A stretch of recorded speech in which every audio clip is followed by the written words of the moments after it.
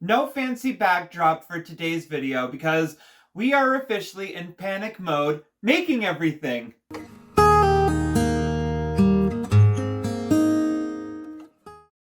Hello everyone! Welcome to another weekly installment of us keeping ourselves on track this time. My name is Brendan. I'm one of the co-owners of the Rustic Tub, our small bath and body care company that we have in the heart of tiny Ontario. And for this week's video, we're kind of diving into making 3 of our summer soaps. We are literally weeks, and when I mean weeks, I mean days, from hitting up at the Butter Tart Festival, and that's going to be our biggest show of the year, because not only do we have our spring line out, we're also launching our summer line at the exact same time. So we got to start kicking our butt in gear and getting ready with all of our soaps. So today we are coming out with 3 of our soaps. So we're going to be taking you along that wonderful, magical ride of panic as we get into it all. If you have been staying up to date with us, then most recently with our last video, you saw that we switched up our soap boxes, and it was just more or less a little pathway of the history of what we did with our soaps. So going into today, I don't know why I put it down, we do have our soaps that we are going to be working off of. So since we are making, I'm going to get this out of my hand, since we are making 3 of our summer soaps, it was really weird to piece it together because 3 of our soaps are going to be part of a sub-theme to our summer line, if that makes sense. When I say sub-theme of this little summer category, I actually mean that these all have a special place in our heart in regards to how it fits into our line this year and what is going to make it a sub-theme. To sum it up, we live in cottage country area, so our busy times is going to be summertime because that's when all the cottagers come visit. So July, August is going to be a wild time. So we came out with the cottage line as part of the summer line, and it's going to include our scents of lakeside morning, Georgian shores, which we made last year for a bar soap that did really, really well. And then I have to look at my labels here, we're having a comeback of one of our other soaps that has been transformed, but not transformed 3 times. What I mean by transformed is we just changed the colors on it and we just changed the name of it, but we kept the scent because we were so in love with it. So we started out this soap as Stanley Park, and then we moved it into West Coast Rain, and now we are moving it into Cottage Rain. So the scent for that one we get from Voyager. It's Earth and Water plus Endless Sea. Since we are literally at the water edge here, what better way to name a soap after that? The other 2 scents is a Beach Sage and Mint for our Georgian shores, just because once again, it is a very, very fresh smelling scent that we love. And then our last one is Blue Waves from Fizzberry. So that one is going to be our lakeside morning. And when we smelt that one initially, it really does remind you of a morning sunrise at the cottage. And if you know, you know. I sound like J-Lo, but it's true. Now, to go into the heat of things, we are using our standard soap recipe today. We use it in every single one of our videos from here on out. Just to give it a rundown, we do use an avocado oil, sometimes shea butter, coconut oil, avocado oil. We throw in a little bit of stearic acid just to make the bar harder, especially with scents that do like to take up their time with curing.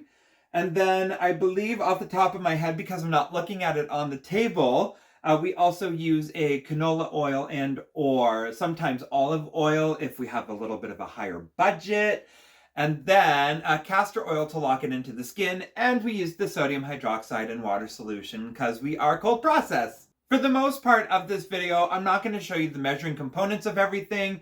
This is just essentially going to be me talking through a very long monologue while I pour every one of our soaps and the inspiration that it is for it. Just because when people get stuck with making new soap ideas, I love watching other soapers create their colors.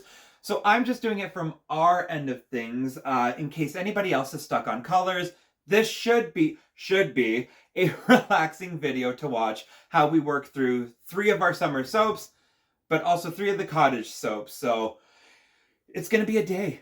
I smiled, but it's actually going to be 2 days because when it cures tomorrow, we got to cut it all. So that'll be the really exciting part. But without further ado, we're melting everything down, getting it started. I will see you at the first pour and which one we are doing. And welcome to this angle. As you can see, we have all of our three colors just off to the side, which is exactly how we want it. So what I'm going to do now, I have my 50-50 mix of our Endless Sea and our Earth and Water mix that we are using for this scent for our Cottage Rain. I'm just literally adding in a third of it into our first mix just to get it going. And this one is a slow acting one, so I know I do have a bit of time, even if it does start to set up as well. The curing time for this one does take a while, so I'm just going to go ahead, add it into the other one. I'm going to hold it because I know my luck with edges is amazing. I am starting us off with our darkest pour at the bottom because dark to me means heavy and rain falls heavily down to the ground. So darkest color on the bottom. I'm not questioning my motive. So what I will do for this portion, I will get my spatula out just because I do want everything to mix, but I don't want it to be a super mix of it right away. I do want there to be levels to this swirl. And like I said, swirl means we are going to be swirling it up, yes, but we can still have our layers where we want them. Last but not least, my lighter mix, and we can see that she is starting to activate. So I am going to go a little bit faster on this one. I'll get her in properly, get it set up. And you've probably guessed it, we're going to go ahead and do a very quick little swirl on it. I'm going to most likely do this swirl until I see the other colors come through. This side doesn't count. I just want to be able to know that there is a swirl happening. There we go. That is what I wanted to see. I'm going to go ahead. I'm going to do just a little pattern. I'm just doing a little patterning on top. I know our soaps are flat for the most part, but this just adds a little differentiation when you look down on it. With this one being all set to go, I'm going to go ahead now and just set it off to the side, let it gel up a bit, and then I'm going to do a full cover. So we're going to move on to our next one very shortly.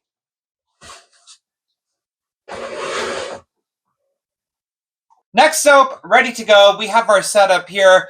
We are doing our lakeside morning, so I really wanted it to look like a morning sunrise on the lake. So I have our orange that's going to go in first, our yellow and our blue, and we are going to attempt trying to do something a little bit differently with how we've always done it with the standard swirl.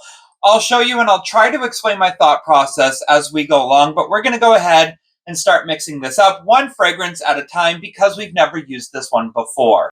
To get it started, I'm just adding in our orange into the mix. I'm doing a full pour in. This is nothing new from what we normally do. It's the second part that might be. All right, I'm mixing in a little bit of the fragrance into the yellow. And I'm doing it this way because if you ever look at the photo of a sunrise, it always starts out with a dark orange.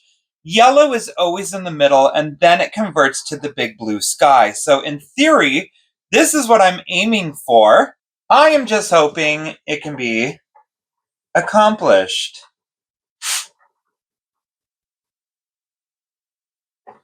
So what I am doing in my thought process is I'm adding in the colors first. I'm going to add in a little more there. Jesus. I'm going to add in a little more here because she wasn't feeling the love. Scrape that up. And because I want it to be almost an ombre texture, I'm just going to go ahead and mix in the upper portion of the layer. I want this to be very ombre, which is really hard if you try to do it with a cold process soap. So I sprayed a little bit of a layer of alcohol on top. I'm hoping that will act as a good little mini barrier for it. And I'll even do it just a tiny bit more there. Now the idea is to just fill up the rest of it. If any colors go elsewhere, that is okay. This is a brand new soap. If it turns out, it turns out. If it doesn't, we can still hope that we get a beautiful soap out of the mix. So I can already see that the orange did come up. I am going to do just a tiny light spray on top. This will just settle the soap and kind of fast cure it and kick it. And I do that. I've done it in the past before with a couple of our other soaps just to see what the setback would be, what it would do. So far, it has turned out great. We used to do it with one of our fall soaps for an Earl Grey lavender, and that one was really, really good. So I'm just going to repeat the process, get the blue in on top, but I'm just going to do that light layer, not a full blend of everything. And then with the spatula again, I'll just do my little ombre with the yellow.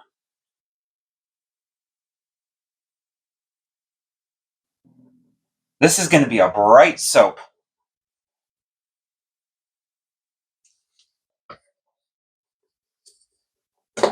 Just coming in, doing a quick spray of that 99, coming in halfway through that sentence now with the rest of it, just to get it poured up and ready to go. I'm going to focus down here because there is a lot more yellow in this area. Get that pour going. Now with that pour being done, I'm literally going to leave this as is. I'm going to let it set up and do its thing and hope that we really have a cool swirling ombre effect. So we're going to set this one aside and we are going to finally move on to our third soap that we are kicking off today. I know you were expecting to see another soap pour. However, a little bit of a hiccup with today's video. Working through our scents that we were, I did say that the Beach Sage and Mint one was going to be our next one. However, I realized this is my last bottle of the Beach Sage and Mint, and we are literally about a quarter full, and that's definitely not going to be enough fragrance for me to fill this up. However, while I wait for that one to come in, which fingers crossed is today, it unfortunately won't be on this video, I'm still going to do a third soap pour just because we did just recently run out of our Citrus Mellow. So I believe I did have that one as a couple of weeks ago as one of our spring lines. That's the one with our poppy seed, and it is a pink grapefruit and sweet orange from Voyager. So we're going to kick into that one, and I'm just going to do a quick pour for it, and then tomorrow we can cut all three soaps. We'll still have the three soaps going on. It just won't be that cottage core summer theme, but we're still doing it anyway. Okay, so I'm just mixing in our poppy seeds that we have for it. We have our colors ready to go, skipped all the boring stuff. And now I'm just going ahead, adding in our fragrance for the mix. I will do about a half and a half for it. This one does tend to have a slight discoloration for the soap. Honestly, it's okay because it stays within the wheelhouse of it.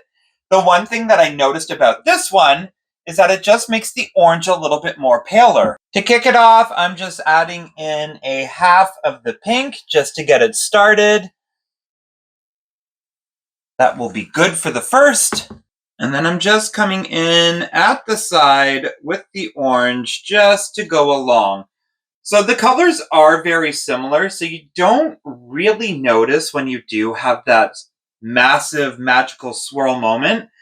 That is okay because this soap is still probably our fastest selling spring soap we have. Coming in again with our pink one, just getting it all in. This is a very random soap, so it already is starting to swirl in the batter. That is okay. It is ultimately what we want. And I'm wrapping it out with orange.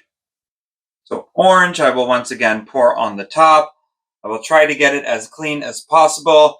Hasn't happened yet, but we can dream one day. And then finally, since we are close to the top, I'm just going to get it right to the edge, get that going. Good to go, and then come in with our swirl. So as you can see from here, you're not really getting a proper image of what it is. This soap is a very liquid state soap. I have tons of working time with it, and that is okay. So I'm going to leave it at that for now. I'm going to wait for it to set up again, and then I will do another swirl. But I will come shortly back when we can do our second portion of it, because as you can see, she's way too liquidy for a proper swirl that we want. All right, we are back. It's been 24 hours. I did remove two of our soaps. Our other one that I did make at the end, she is still setting up. She's a little soft, so we're going to put her off to the side, so we won't be able to cut that one today, sadly. But we are going to be able to cut these ones, and because we haven't done our cottage rain in a while since last year, I'm excited for that one. And our lakeside morning, I'm so happy with the color so far. I'm even more, well, I'm just anticipating the cut for that one. So we're going to move this one down and we're going to get cutting some soap ready to go. All right, with our first cut, we never judge on the first one to know how the soap is going to go. So we're just going to head and keep on going. This one might be a very, obviously it's going to be a very blue bar, but from here on out, we should be able to see what the rest of it will start to look like. We will get to see how the rest of the swirls will go. I know towards at the end of this one, we didn't get as much swirling action as we wanted to. And now going into it, we can see that there is going to be a very cool little swirling pattern happening.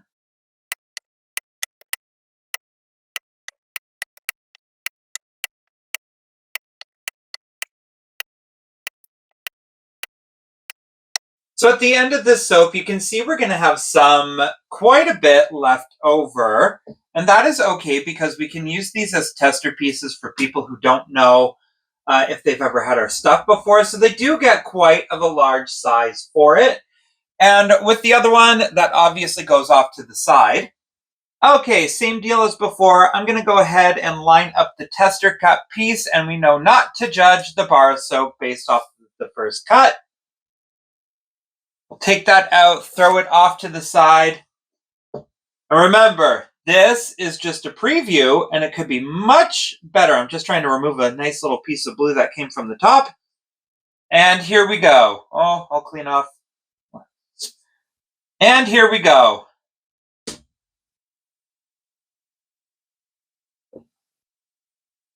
All right, first initial cut looks good. We're going to take this one and we are going to do a flip over on it just to see. And that is going to be our bar of soap.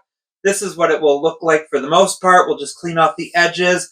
That is looking pretty fun to me so far. So I'm excited to see what the rest are going to look like. Here we go.